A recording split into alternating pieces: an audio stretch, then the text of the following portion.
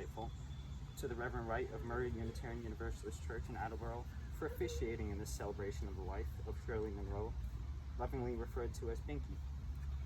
Grandpa wanted to be here more than anything today, but his health problems prevented it. Some of you might possibly remember, way back in the 1950s, when my great-grandfather, Reverend Raymond Bond, was minister. Together with my great-grandmother, Mrs. Mildred Bond, they served the Unitarian Universalist Church in North Attleboro.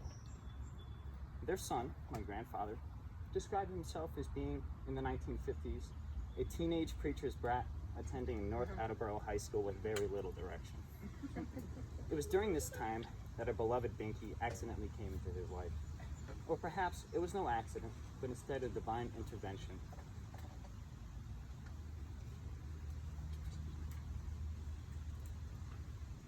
That this courageous, inspirational lady, so full of laughter and life, gave my grandfather a place to belong, to learn, and to grow.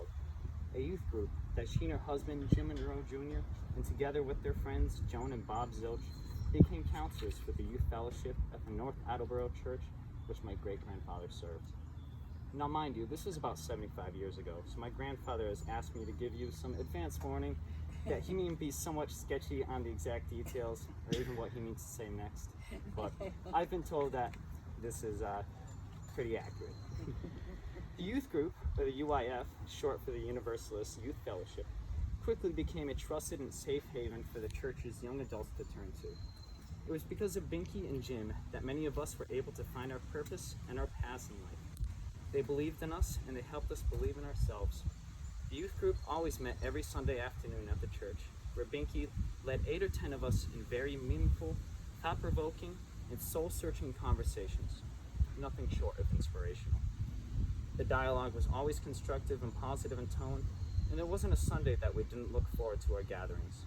It redefined us, made us stronger and more self-aware with Binky's inspiring, thought-provoking words, making us more confident in ourselves. My grandfather remembers over several Sundays, Binky and other counselors, driving the youth group to another church in Rhode Island to participate in a bowling competition with another youth group. He can't remember how they scored, but he does remember Binky every time always reassuring the group that they were always much better bowlers, no matter what the score, so clearly we must have always lost. While he served as minister at the North Attleboro Church, my great-grandfather would state that he loved all members of the church equally, but then would quickly add, especially Binky Monroe, her wonderful husband Jim Jr., as well as Jim Sr. and Dorothy Monroe, and finished the thought off with, they are absolutely delightful. My grandfather clearly remembers a humorous moment when Jim Monroe Sr. stood up at a North Attleboro annual meeting to playfully corner one of his donor friends. Quote, "I will personally raise my financial pledge to this church. What about you, Riley?" End quote. And thanks to Binky, my then teenage future grandfather was hired by Jim Monroe Sr. for his very first job, loading and unloading trucks.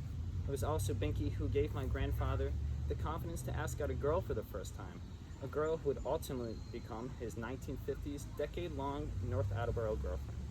Susan Colburn was her name, and because she knew and loved Binky Monroe, who approved of the match, she was willing to give him a chance. Now, of course, Grandpa had never been on a date before, because he did not own a car. He would be forced to take the bus for the first time. The day before Susan and my grandpa went on a bus to the movies, Binky must have been a firm believer that practice makes perfect, because she helped him prepare for his first date ever by nervously practicing how to get on a bus and paying the correct change over and over and over again. In closing, my Grandpa Bond would like to express his gratitude to Reverend Frank Wright for having officiated Binky's service today. I believe that's a typo. Enormous thank you to each and every one of you for being here to express and share your love for this wonderful, kind-hearted woman. She lives on in all of us, in each of our stories. I have no doubt we have even more we can share. So I encourage you to continue sharing your love for your loving memories of Binky, her unwavering love of this imperfect world of ours, and always expressing kindness to others, as she always did to me. Thank you, everybody.